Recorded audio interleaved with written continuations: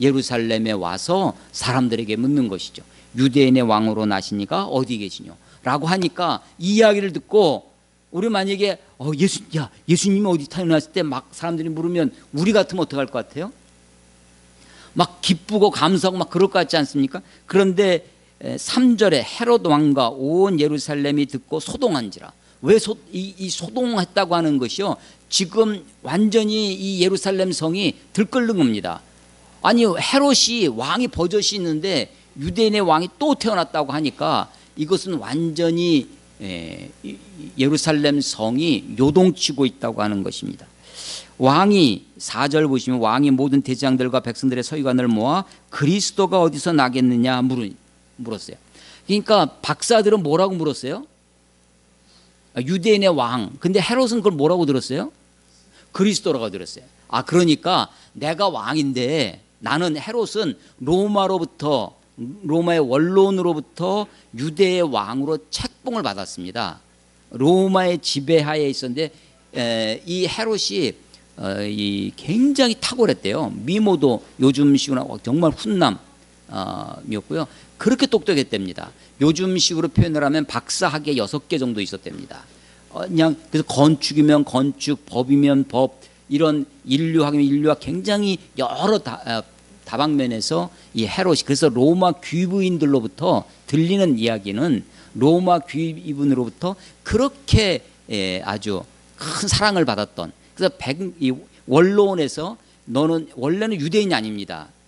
유대인이 아니라 에돔 족속이에요. 그래서 신약 성경에는 이두메인이라고 되어 있는데 이것이 구약의 에돔 족속, 에서의 후예입니다. 그러니까 이삭의 두 아들 야곱과 에서, 그러니까 사실은 친인척 관계이긴 하죠.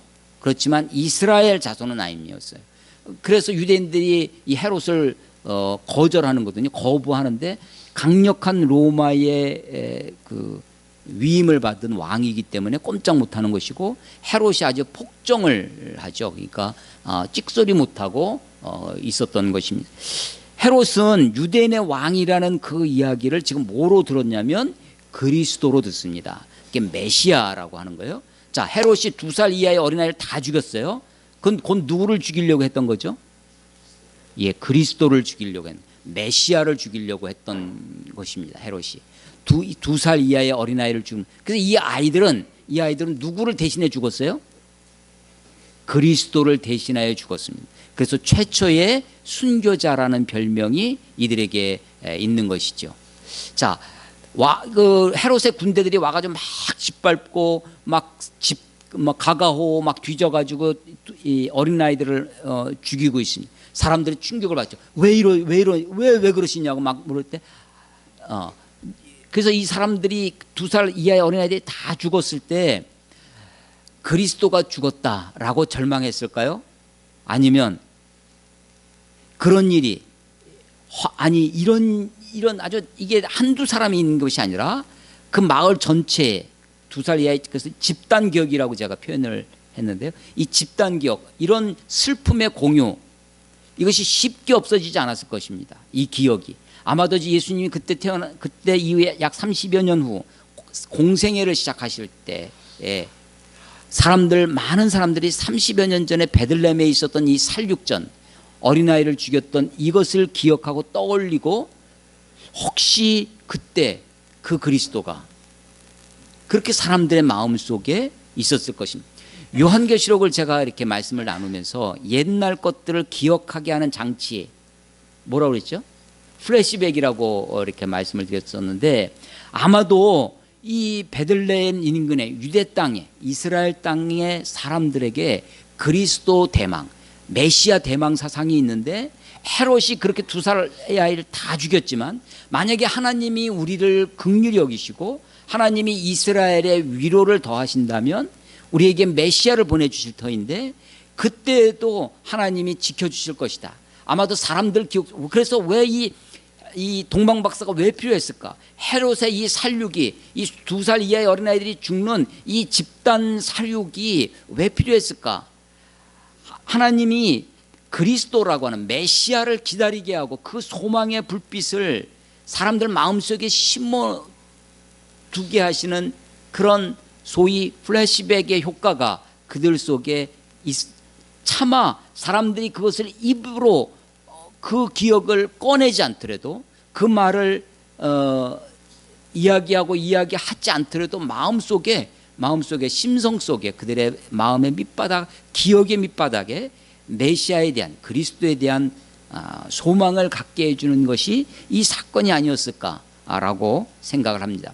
헤롯이 그리스도가 어디 장소를 물어보니까 대장들과 서기관들, 전문가죠. 성경의 전문가, 대본에 미가서 5장 2절 말씀을 꺼내듭니다. 그러면서 6절 베들레헴아 너는 유대 고을 중에 가장 작지 아니하도다. 내게서 한 다스린 자가 나와서 내 백성이 이스라엘의 목자가 되시리라. 물론 이것은 목동 다윗의 모습과 오버랩됩니다.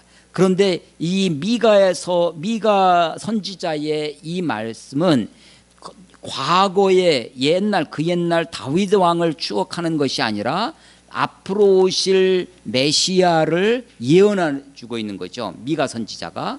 그래서 이스라엘을 다스리는 자, 왕 같은데 목자로 오시는, 이스라엘의 목자로 오시는 분을 기억하고 있는 것입니다. 베들레헴이라고 하는 유대 땅, 그 중에서도 작은 성읍이었지만 그것을 지금 이 미가서의 예언서의 말씀을 서기관들은 잘 알고 있었던 겁니다. 그러나 이들은 하나님을, 이 예수를 경배하러 가지 않습니다. 멀리서 동방에서, 페르시아에서 이 박사들은 많은 비용과 시간과 많은 위험을 감내하고 아기 예수를, 유대인의 왕을 경배하러 오죠. 이들의 경배는 그런 위험과 수고와 많은 경비를 지불할 뿐만 아니라 우리 기독교의 잘못된 풍조 중에 하나가 헌금을 투자 형식으로 해요. 하나님이 축복해 주실 것을 기대하고 예배를 무엇인가를 기대하고 예배를 하고 무엇인가 바라고 경배를 하는 것이 있습니다. 마치 선왕당에서 옛날 우리 할머니들이 정환수 떠놓고 막 이렇게 빌듯이, 그래서 예배하고 기도하는 것이 무엇인가 우리에게 복 주심을 기대하고 하는 것, 우리가 그걸 뭐라고 그래요?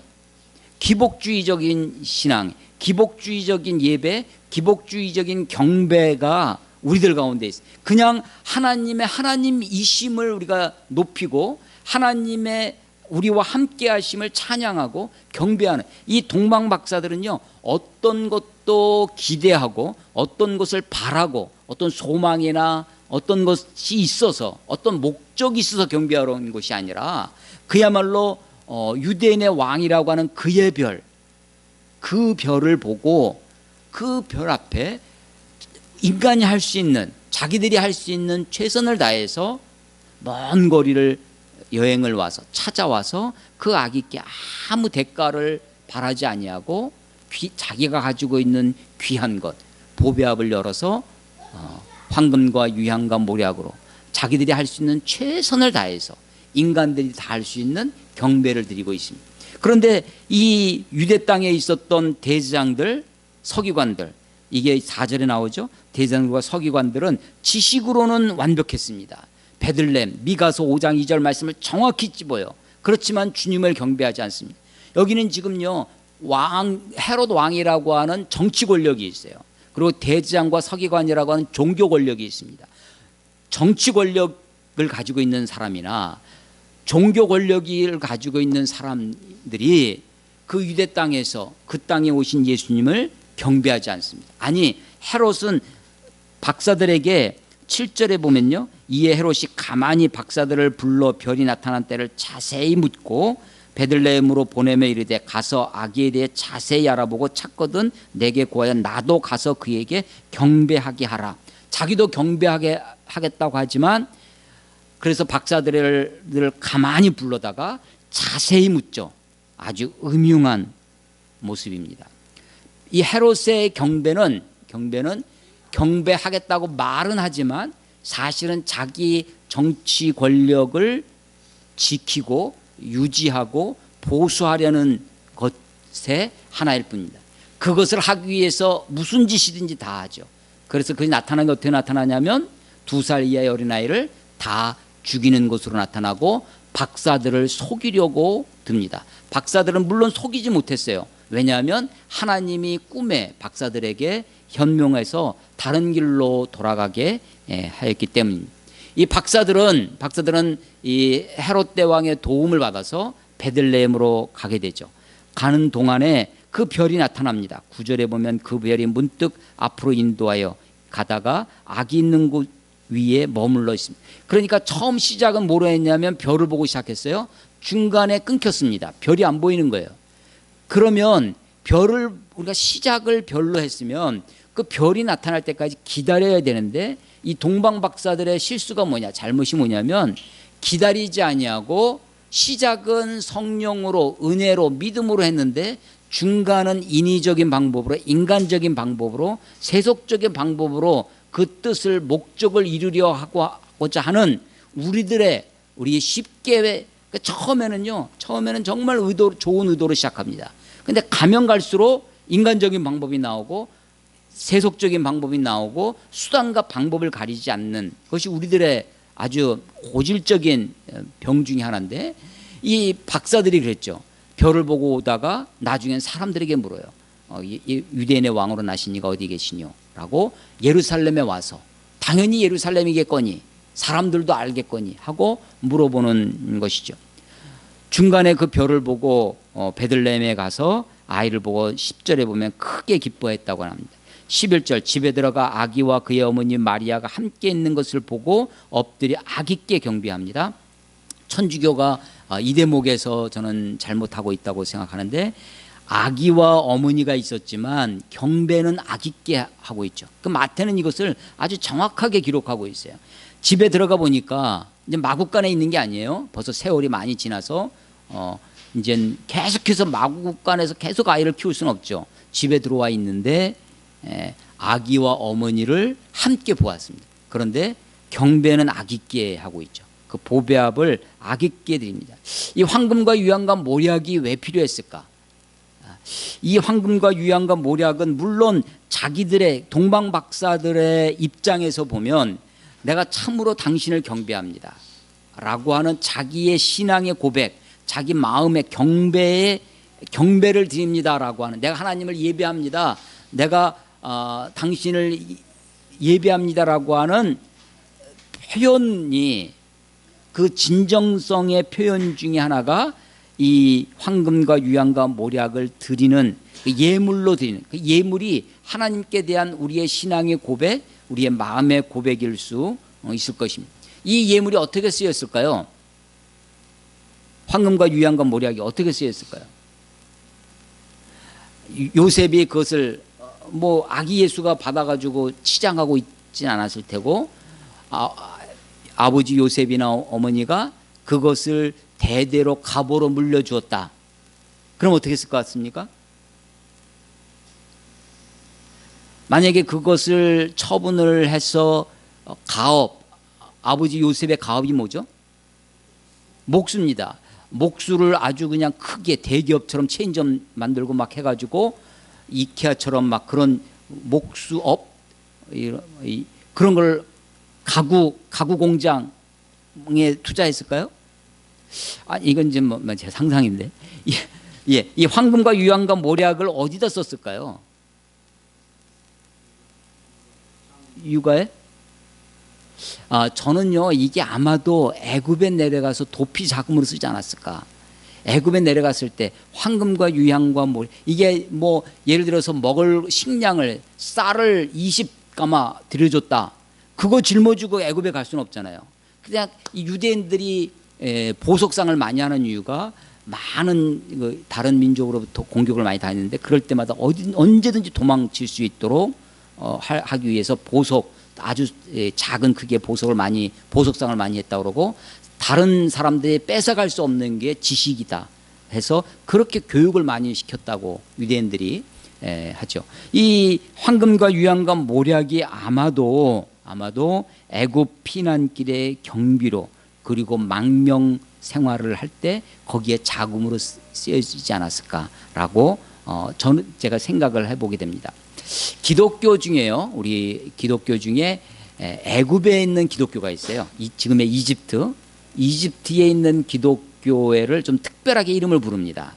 우리와 조금 다르긴 해요. 우리와 분위기가 이런 것들이 캐톨릭적인 것도 아니고 우리 개신교적인 것도 아닌데 그래도 우리가 예수님을 믿는 기독교로 종교학으로서는 분류가 되는 콥틱 기독교라고 있습니다. 들어보셨나요 혹시? 콥틱 기독교가 이집트 기독교를 콥틱 기독교라고 하는데 그 콥틱 기독교의 발원, 콥틱 기독교가 언제부터 시작됐느냐?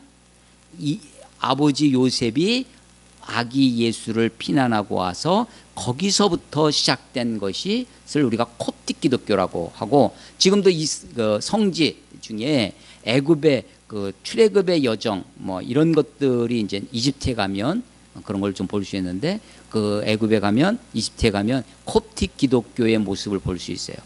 황금과 유황과 모리아기. 그래서 이 동방박사 이야기가 마태가 이 마태복음을 기록할 때 이야기가 왜 필요했을까? 이 베들레헴 사람들에게 그리스도 메시아에 대한 집단적 기억을 이 집단 기억을 기쁜 일보다 사실은 슬픔을 오래 기억하죠. 아픔을. 그래서 그 2살 이하의 어린아이가 자기 집에 있을 수도 있고 이웃집에 있을 수도 있고 친척집에도 있는 그 2살 이하의 어린아이들의 그 희생, 그리스도를 대신해 죽은 그 아픔, 그 집단적 기억을 공유함으로써 메시아에 대한 소망, 그리스도에 대한 꿈을 그들의 마음속에 갖고 있게 하지 않았을까. 이 동방박사들이 갖다 드린 이 어린 아이에게 아기 예수께 바친 이 예물이 아마도 이 애굽에 내려가서 이 요셉 부부 이 가정에게 아주 요긴한, 그래서 하나님이 이 일을 위하여 예비하신 것이 아닌가라고 하는 것입니다. 요셉이 13절에 보면 박사들이 떠나간 다음에 주의 사자가 현몽에서 꿈에 나타나서 헤롯이 아이를 쳐 죽이려고 하니까 피해라 하니까 곧바로 14절 요셉이 일어나서 밤에 즉각적인 순종입니다. 오늘 설교의 제목이 온전한 경배와 순종으로, 그래서 경배와 순종을 생각하는데요. 헤롯의 박사의 경배는 어떤 대가를 기대하고 하는 것이 아니라 순수한 마음의 경배였다. 먼 거리에서 수고와 위험과 갑지부를 하고 자기의 예배, 하나님을 예배하는 그 마음을 최선을 다해서 충분히 표현되어지는 그런 경배였다.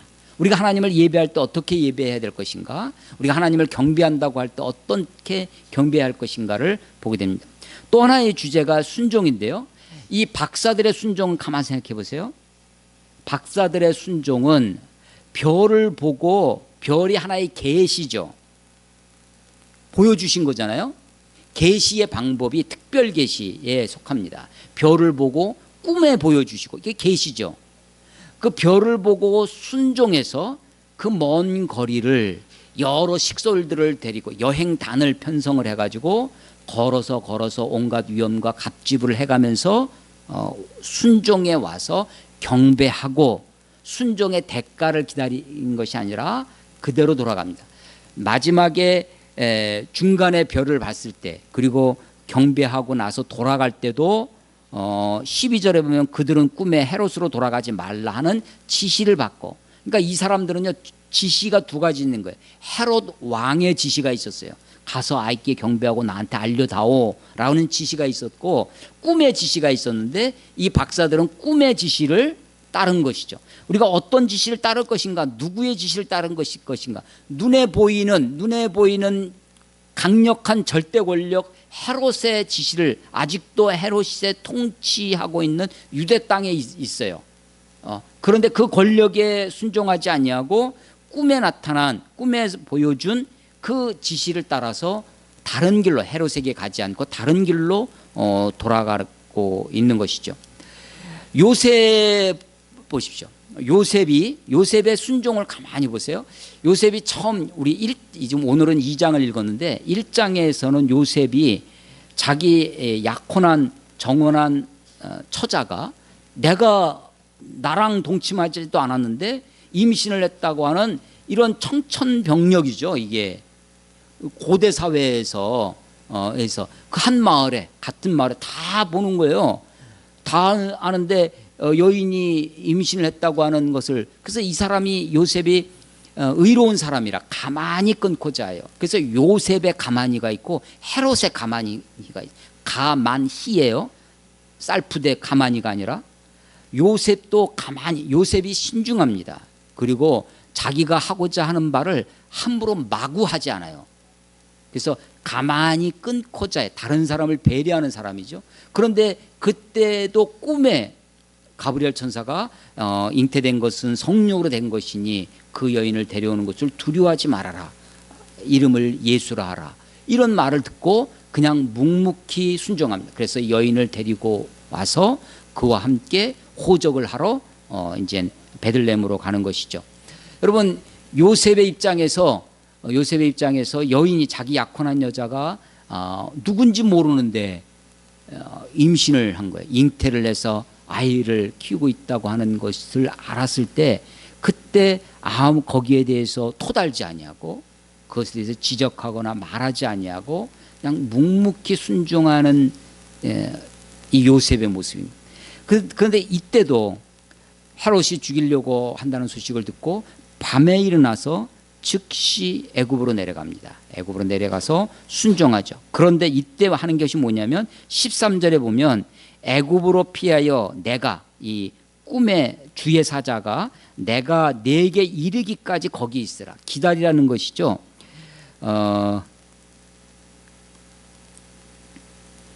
이 나중에 헤롯이 죽은 다음에 다시 요셉에게 나타나서 이제 헤롯이 죽었으니까 돌아가라라고 할 때까지 기다립니다. 그러니까 요셉의 탁월한 순종 중에 하나가요, 묵묵한 순종이라고 저는 생각합니다. 그리고 또 하나가 기다리는 순종입니다. 기다리는 순종. 우리는 무엇인가 막, 우리 이제 성탄절 우리 주간을 보낼 때 저도 옛 추억이 있거든요. 막 온라이트 하던 추억, 새벽송 하던 추억, 온갖 크리스마스에 모여가지고 크리스마스를 준비하기 위해서 뭐 방학을 좀 일찍 했던 것 같아요. 옛날에 12월 초만 되면 방학을 하면 매일매일 교회 가가지고 연극 연습 뭐 하고 그냥 뭐 재미도 있었지만 힘들기도 하고 그랬던 추억들이 있죠. 성탄절을 어간해서 교회에서는 그야말로 큰 대목처럼 있어요. 조용히 성탄절을 맞이하고 조용히 성탄절을 보내면서 이 요셉의 순종, 기다리는 순종, 묵묵한 순종, 때를 알려주실 때까지. 그래서 이 묵묵한 순종, 기다리는 순종, 저는 그것을 웨이터의 순종이라고 생각합니다. 웨이터가 아주 고급 레스토랑에 손님이 오셨어요. 그러면 기본 세팅을 해주죠. 기본 서빙을 하고 그리고 나서 한쪽에서 기다리고 있습니다. 기다리는 사람이에요. 웨이터. 기다리는 사람이죠.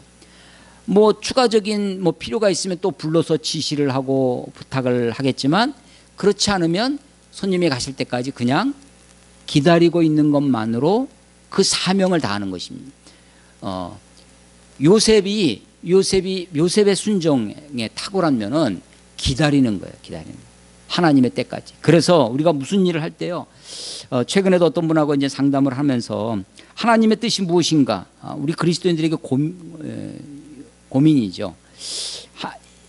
이 일은 과연 하나님의 뜻인가라는 확신. 자, 이 일은 하나님의 뜻인가를 물어봐야 됩니다. 두 번째는요, 이 일을 이게 하나님의 뜻이다, 주의 뜻이다라는 확신이 들어도 또 물어봐야 될 것이 있습니다. 이 일을 지금 나보고 하라고 하시는 건가? 과대망상이 있어요. 우리는 전부 다 우리 기독교의 과대망상 중에 하나는 주여 나를 보내서 전부 다 손들고 가는 거예요. 과대망상이 있습니다. 그래서 다 그런 사람이 되게 하는 거죠. 그런데 그 일을, 이게 정말 주님의 뜻이다, 하나님의 일이다 라고 확신이 들어도 그 일을 나보고 하라는 것이냐 라는 확신, 하나님이 나를 부르셨구나 라고 하는 확신이 있어야 되겠다 하는 것이고, 세 번째가 뭐냐면 그 일을 나보고 하라고 하시는데 그것을 지금 하라고 하는 것이냐, 주님의 때에 대한 확신입니다. 그래서 하나님의 주권의 핵심이 뭐냐? 하나님의 주권의 핵심이 하나님이 뜻을 정하세요. 그 뜻을 이루기 위해서 사람을 택정하십니다. 사람을 정하세요. 우리는 그것을 예정이라고도 할 수 있고 하나님이 택정하세요. 하나님이 부르십니다. 하나님이 일하시는 방법이죠. 그리고 하나님의 주권에 속한 것이 있는데 하나님의 때에 하시는 겁니다. 시간을 결정하시는 것이 하나님입니다. 그래서 기다리는 것. 자, 오늘 설교의 제목, 주님께 온전한 경배와 순종으로 나아갑시다. 예, 동방박사들, 예수님이 태어나시고 그 이후의 이야기입니다. 박사들이 어떤 모습으로 경배했는지, 그의 경배는 어떤 성격의 경배였는지, 그 과정 속에 박사들이 어떻게 헌신하고 있는지, 어떻게 실수하고 있는지. 요셉의 순종을 보십시오. 요셉이 어떤 모습으로 순종하고 있는지, 어떻게 이 아기 예수와 함께 시간을 보내고 있는지를 기억하게 됩니다. 마지막 17절 18절에 예레미야 선지자의 이야기를 지금 마태가 기록하고 있는데요. 라마에서 슬퍼하며 크게 통곡하는 소리가 들리니 라헬이 그 자식을 위해 애곡하는 것이라. 그가 자식이 없으므로 위로받기를 거절하였도다. 예, 라헬, 야곱이 진짜 사랑했던 여인이죠. 라헬의 두 아들 요셉과 베냐민을 낳는데 마지막 막내 아들 12번째 아들 베냐민을 낳다가 죽죠. 그래서 야곱이 이 라헬을 장사를 지낼 때 하는 이야기입니다. 창세기에 나오는 이야기인데 이것을 예레미야 선지자가 과거의 것을 끌어와서 지금 또 이야기를 하면서 이 베들레헴의 라마의 슬픔, 통곡, 라헬이 자식이 없어 위로받기를 거절하였다라고 하는 이 슬픈 이야기를 2살 이하의 어린아이들의 죽은 이야기와 지금 마태는 그 기억을 상기시키고 요한계시록적 표현하면 플래시백 시키고 있습니다. 그러면서 우리들에게 이 집단 기억을 환기시키면서 메시아를 바라다 보도록, 그리스도를 소망하도록, 그것을 기억하도록 지금 마태가 기록하고 있는 것이죠. 18절 끝에 위로받기를 거절하였도다. 이게 구약의 인용인데 끝에 함을 이루어졌느니라. 그 말씀이 지금 예수님에 의해서 이루어졌다. 베들레헴의 2살 이하의 어린아이가 죽음으로써 구약의 예레미야의 선지자의 예언이 이루어졌다. 예언의 성취, 말씀의 성취라고 지금 마태가 우리에게 가르쳐주고 있는 것입니다. 역사의 주인은 하나님이십니다. 하나님이 우리가 요한계시록을 말씀을 나누면서도 다시 오실 주님을 소망하고 천국 하나님의 나라를 우리가 소망하고 그것을 믿고 나아갑니다. 주님이 다시 오실 것입니다. 역사의 주인은 우리 하나님이십니다. 때를 하나님이 정하실 것입니다. 그때까지 동방박사들의 그 순수한 깨끗한 심정으로 먼 거리를 많은 수고와 예물을 드림으로 자기의 경배를 표현하고 어떤 대가를 바라지 아니하고 있는 그대로의 하나님의 하나님이심을, 하나님이 하나님 되셔서 어떤 능력을 행하셔야만, 하나님이 하나님 되셔서 하나님의 전능하심을 막 행해야만, 기적이 우리에게 나타나야만 경배하는 것이 아니라 하나님 그 자체로 하나님의 하나님이심을 경배하는 거죠. 어린 그 별 보고 와서 그 동방박사의 경배의 모습, 저는 이것을 온전한 경배라고 앞에다가 형용사를 붙여놨는데요. 그 경배의 모습을 우리가 배웠으면 좋겠고, 요셉의 순종의 모습이 동방박사들의 순종과 요셉의 순종을 우리가 배워서 우리가 주님을 예배하는 삶, 주님께 순종하는 삶, 그래서 성탄절을 기하면서 다시 한번 경배와 순종의 삶이 저 여러분의 삶이 되시기를 주의 이름으로 축복합니다. 기도하겠습니다. 하나님 아버지, 은혜를 감사합니다.